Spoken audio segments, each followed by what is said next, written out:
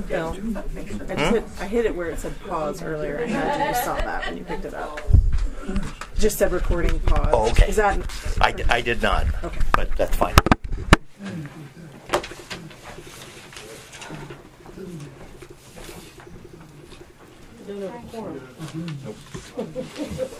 That's for sure. Yeah, really, we don't have a quorum, so we can't go ahead and touch. Where is he? He's in the men's room? Maybe.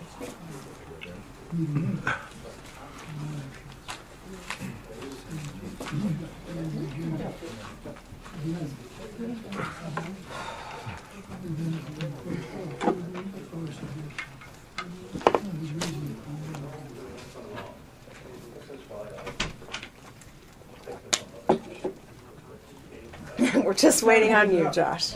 Welcome to the party.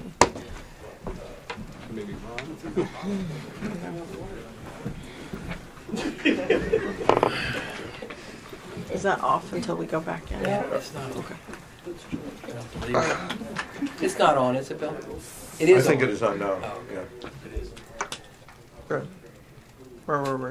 We're waiting There's for a separate consultation. Okay. So maybe we should turn it off.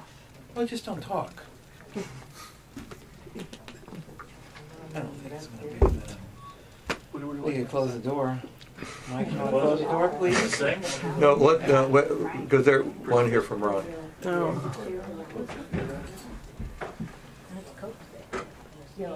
That rock was a gift.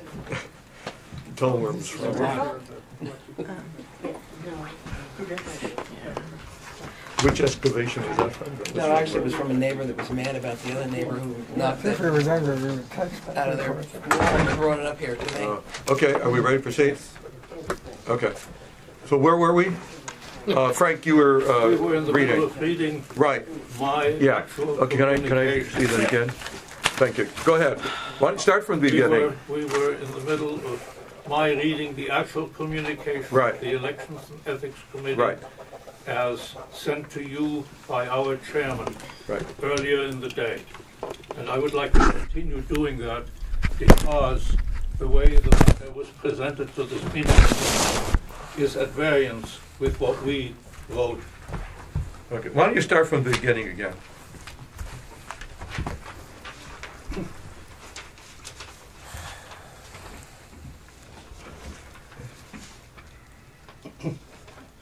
Well, let me start at the very beginning. This is the chairman of our committee, Mr. Ted Stoddard, writing, Dear Arthur, the Elections and Ethics Committee has examined the correspondence referred to it by VMA Council member Bill Leverich by email on Tuesday, March 17th. The conclusions listed below were developed by committee chairman Ted Stoddard and member Frank Correll, who met on Wednesday, March 18th, after consulting with members Mark Wiener and Bill Catherwood, who were unable to attend. Number one, the committee is unable to find any language in the VMA charter that specifically defines any standards of legal and ethical behavior for council members. Number two, the committee is unable to find any mention in the charter of standards of ethical behavior by council members or residents that could provide guidance for its handling of Mr. Lebovich's referral and complaint. Number three, accordingly, the committee has relied on what it considers to be generally understood and accepted standards of ethical behavior by village residents and society in general, and has concluded A, that the situation described by Mr. Lebovich in emails to Council Chairman Alexander threatens to pose considerable danger to the reputation and effective functioning of the Council and its individual members, and B, that the scheduling of a further executive session at the end of the regular March 19th Council meeting after a hiatus of a full month on an issue requiring action prior to March 31st, at a time when it is known that two of the council members are unable to attend, gives an appearance of unfair manipulation and sub-professional procedure. And C, that the charge that at least one of the council members bears a strong personal animus toward the village manager, whose future employment is being discussed, would require by any reasonable standard of fairness that such council member or members recuse himself or themselves from any discussion of the topic until such time as the other council members can participate in the discussion, and D, that as an alternative to C above, since the basic fairness of the planned action of the council has been called into question by Mr. Lebovich's refusal of a referral of it to the Election and Ethics Committee, the chairman of that committee or his designee be present as an observer at any and all executive sessions dealing with the subject at hand. Accordingly, number 4, accordingly, the Election and Ethics Committee strongly recommends that the planned March 19th executive session of the Rump Village Council not take place, and that the meeting be rescheduled to another date when as many as possible council members can attend. For example, the 30th of March. Please note specifically, the committee strongly recommends. It doesn't direct, it doesn't require, it doesn't do anything that compels the council to do this. What it does do is try in its own particular way to help make the council look a little bit decently. Thank you, Mr. Chairman. Thank you. Ted, do you have anything to add to that? No, I said we worked on it together. Okay, you're standing. I thought you might have another. With it. Okay, thank you. Okay, so you've heard that. Are there any issues that come to mind, Ron, on this that have not been addressed, that I've not addressed, that they've not addressed? Without having a chance, recognize that you have not had a chance to study this and look into it. Yeah, do you have a specific question? I'm not sure where I should start. Yeah, one question I have is that. Mr. Chairman, may I just add one go ahead. small addition to what I said just now, which is not in the email. Right, okay. Because it apparently seems to be necessary to stress it, to make it absolutely clear. The Elections and Ethics Committee has no intention, nor do we believe that this email conveys even the suggestion as to how the council should deal with the issue at hand from the point of view of an ultimate decision. It is addressing the question of how you're going about it. Okay, thank you. Thank you. That's good clarification. My concern, I guess, was that after you came to conclusions 1 and 2, that you went on to 3. And as I went back, and that caused me to go back and look at the ordinances and the charters to see, to refresh my memory about what the committee is charged with doing. The committee is not charged with advising on these sorts of issues. Now, the fact that you were called on to do so is one issue. But as I reread the ordinances, the Election and Ethics Committee is really dealing with elections and conflicts of interest. And that I accepted your recommendations. I thought your recommendations, the logic of it, the issue of fairness and so on was well taken, and I accepted it. But my concern was with going beyond what the charter and ordinance requires. In my view, you probably perhaps should have stopped at your second point, saying that we cannot find guidance, we don't find any instruction in the charter or in the ordinances. And you went on to accept the standards of ethical behavior and so on. Is any other issues that you want to? Yeah, again, I'd like time to study it. My initial reading of the email was points 1 and 2 seem to suggest that there's an acknowledgement that the Ethics Commission did not have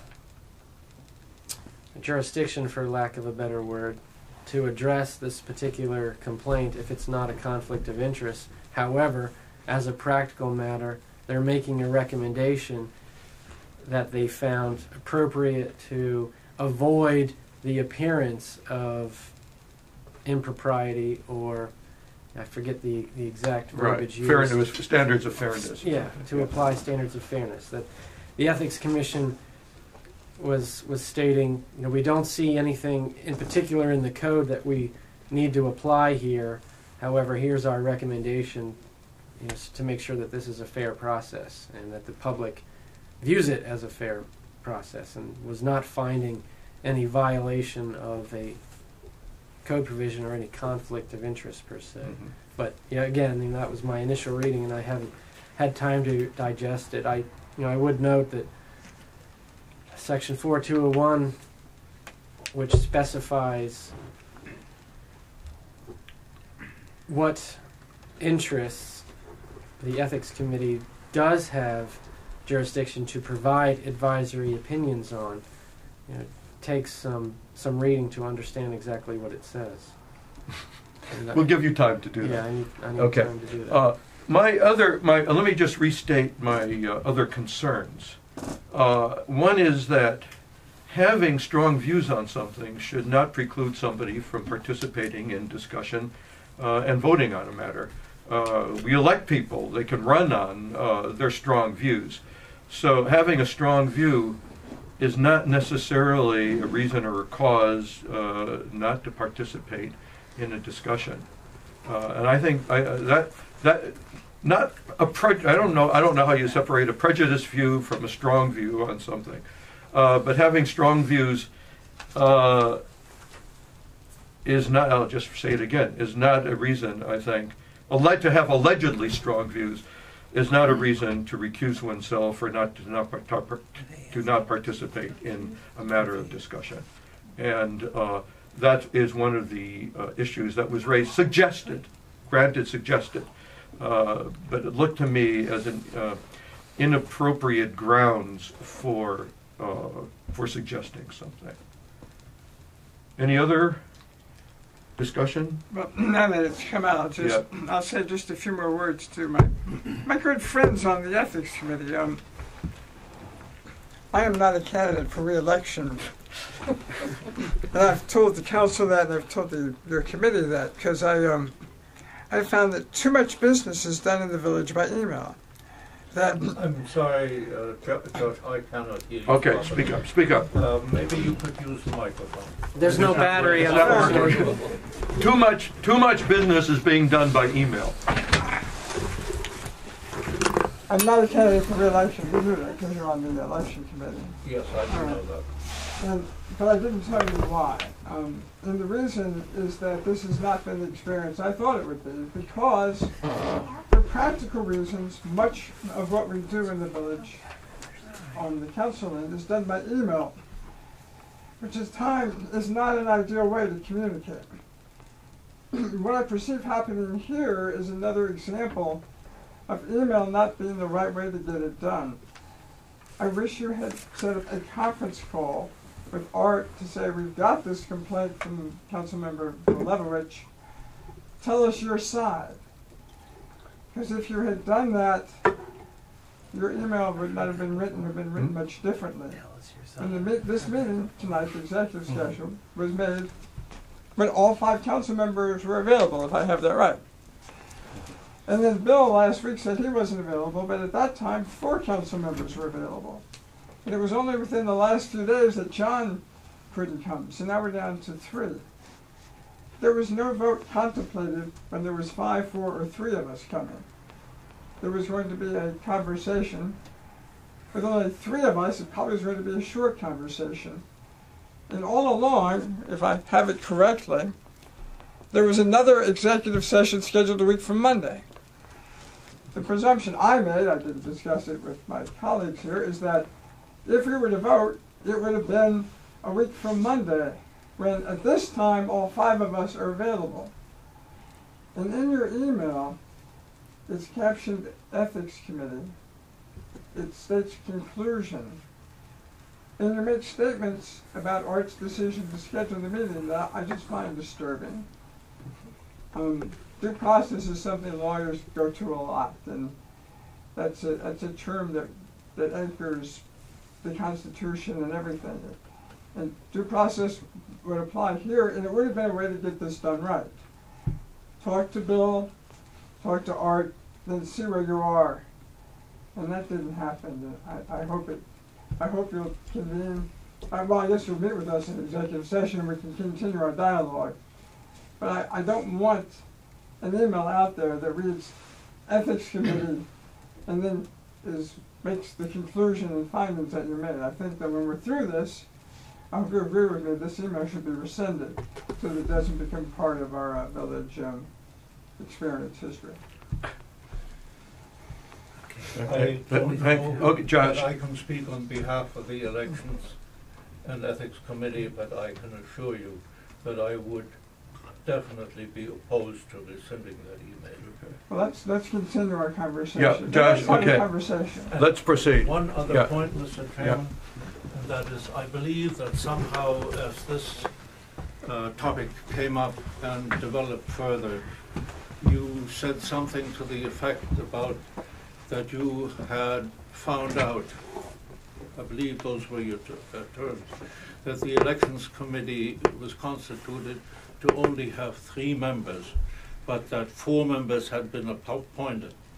I am not sure what that was intended to convey, that the Elections Committee was operating in some kind of sub rosa or illegal fashion, or whether the council maybe had made a mistake in being familiar with its own regulations. Right. I was surprised when I read. I thought the regulation, the ordinance had read that the committee would be 3 or more, 3 or more members. When I went back just this afternoon and reread the ordinances, it says the council shall appoint 3 members to the election committee. And then I was looking for language to say that, and the committee shall then organize themselves according to their, to their own organizational desires. But it doesn't say that. But is this if this is the case, then we have been operating for several years with more than 3 members on the committee. Is that true or not? Never. No, just 3. We operated with 4 members last year. Yeah. And we're operating with 4 members. 4, so 4 members last year. This year. Okay. It's always been 3, and it's usually a matter of pulling teeth to get them. I know. Yeah, and I've pulled a few. Okay, Ron, do you want to consider anything now or wait? Well, the code provides the committee shall be composed of 3 members. Yeah. That's mandatory language. There should be 3.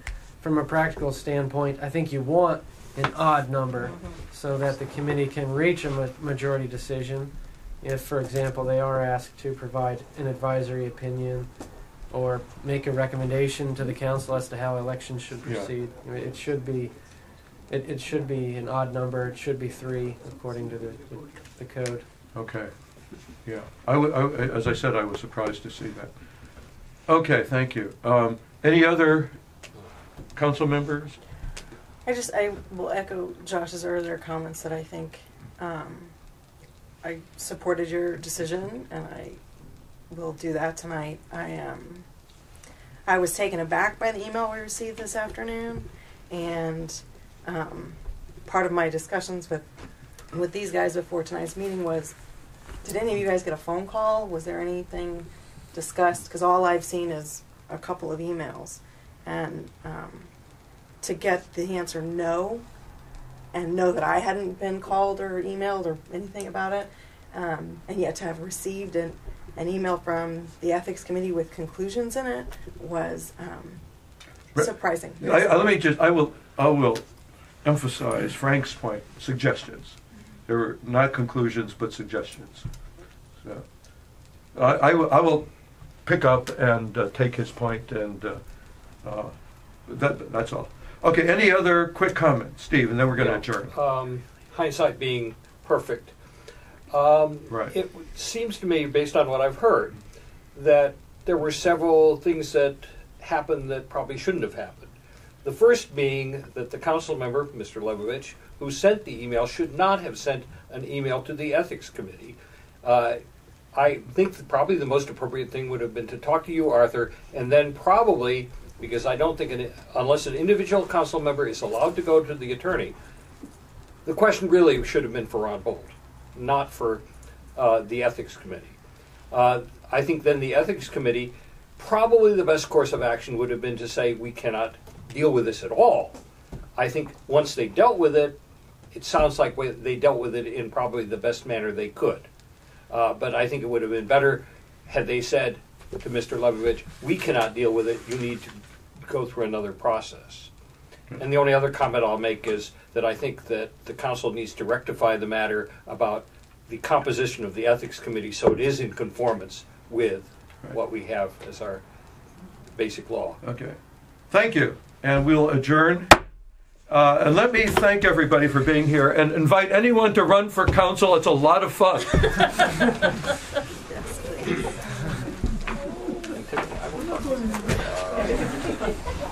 Although I will say, I thought In fact, a lot of the people here haven't been on the council, haven't they? Yeah. beyond that, I won't. Do you want to schedule a closed session with the Ethics Commission? Yeah, let's get tuned. Procedure.